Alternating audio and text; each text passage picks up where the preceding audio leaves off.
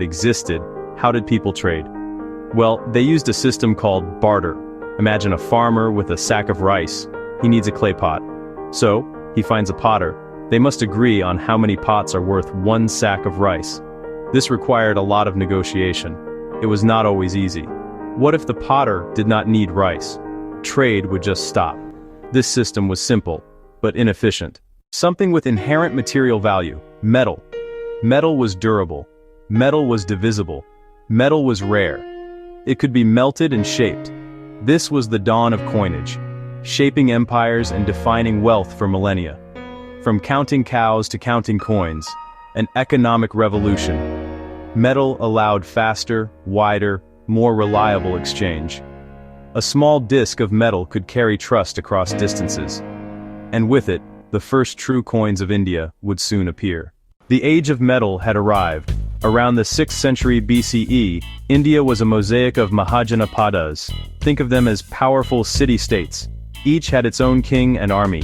They were centers of trade and needed better money management. The first true coins appeared, irregular pieces cut from silver sheets. What made them special were marks punched onto their surface. These are called punch-marked coins, known as karshapanas. Instead of portraits, they bore symbols, a secret code of guarantees. A royal emblem could guarantee value. A guild mark assured purity. Many carried multiple symbols, a public declaration of authenticity and value. Under Chandragupta and Ashoka, the Mauryas standardized the system. A vast, unified currency accepted across the subcontinent. A trader could travel east to west and spend the same silver. It fueled trade and administration, money as order and authority. Silent witnesses to the dawn of Indian history. After the Mauryas, new powers brought fresh ideas about money. The Indo-Greeks introduced realistic royal portraits, propaganda in metal. It said, "I am the king. I guarantee this coin's value." The Kushans expanded this. Coins became a gallery of gods. Their coinage reflected a multicultural empire. They minted gold on a large scale, powered by Silk Road trade. Kushan gold traveled, recognized from Rome to Inner Asia.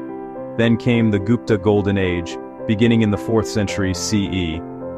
Their gold dinars are masterpieces, miniature sculptures. A coin shows Samudragupta playing the veena. Another proclaims royal bravery. Lakshmi on the reverse, wealth and prosperity sanctifying rule. Royal power on one side, divine blessing on the other. Coins as a window into a civilization at its peak. Numismatic art became statecraft, beauty, message, and money fused.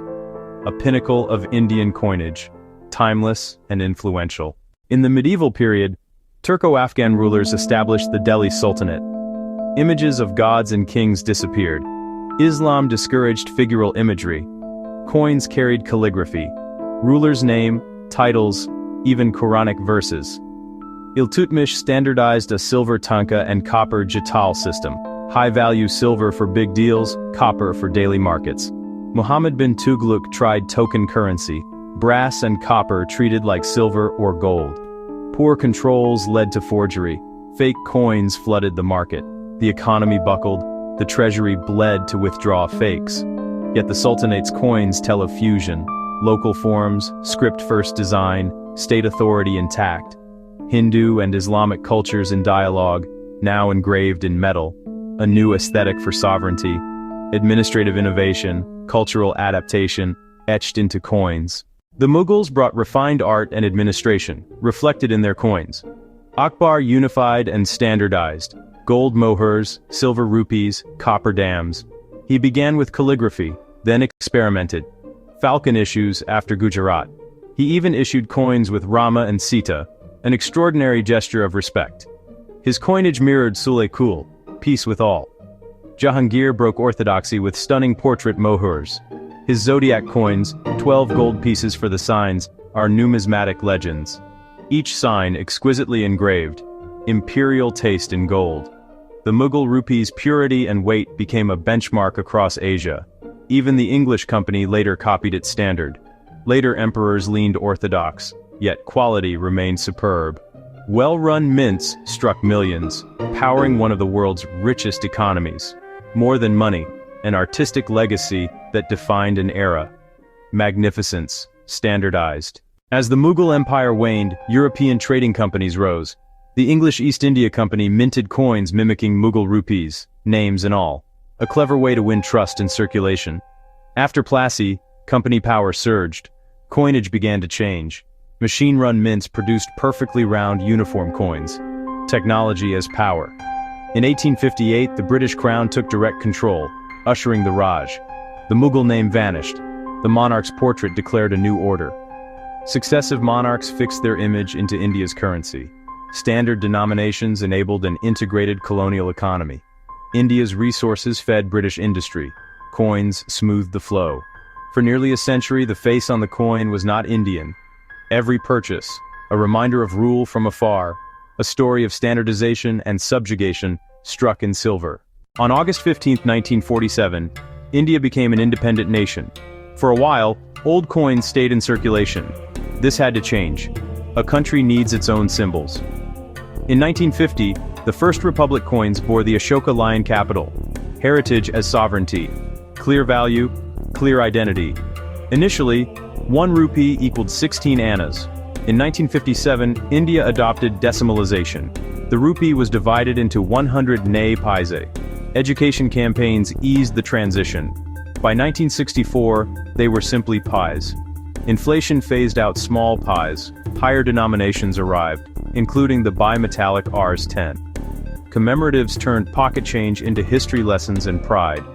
Independent India's coins tell a story of modernization and identity on the world stage. Have you ever wondered how the coin in your hand is made? It's heavy industry and precision engineering combined. Modern coins use stainless steel, cupronickel, or 2 metals for Rs10. Metal is melted, then cast into bars. Rolling mills thin the bars to exact thickness. Precision is critical to get the weight right. A blanking press punches round discs called blanks. Blanks are washed and polished. Upsetting rolls a raised rim for durability and stacking. Now, the magic. Striking. A collar holds the blank perfectly in place.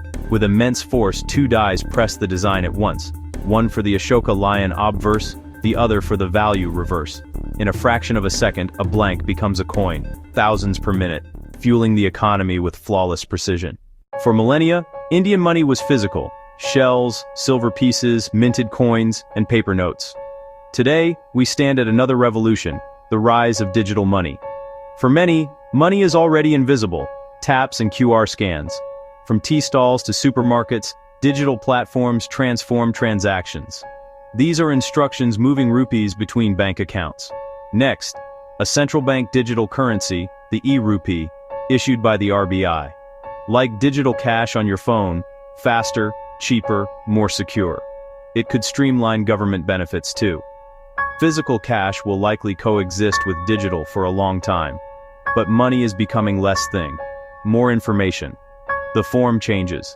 The foundation, shared belief and trust, remains the same.